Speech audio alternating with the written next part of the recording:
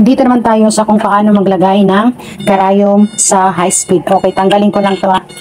Ito, tornilyo. Ayan. Tornilyo niya. Yan. So, kukunin ko yan.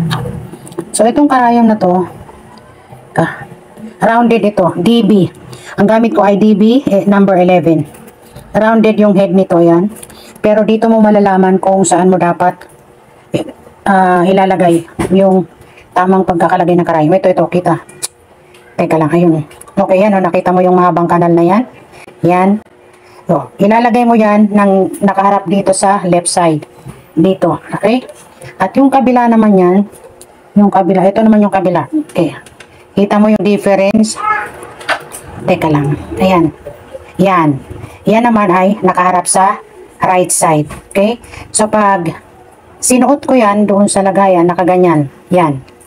Nandito yung mahabang kanal. Ayan. Teka. Saan na ba yun? Yan. Yan. Teka.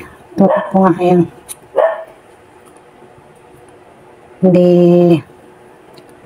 Ayan o. Yung mahabang kanal na yan, nakaganyan. Yan. Okay? So, dito sa left side, yung mahabang kanal at yung kabila naman sa right side. Yan, ganyan ko. Makikita mo yun kapag hawak mo na yung karayom.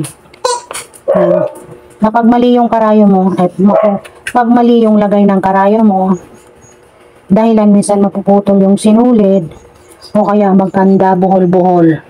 So, dapat tama yung pagkakalagay ng karayom. Okay? Ayan. Okay.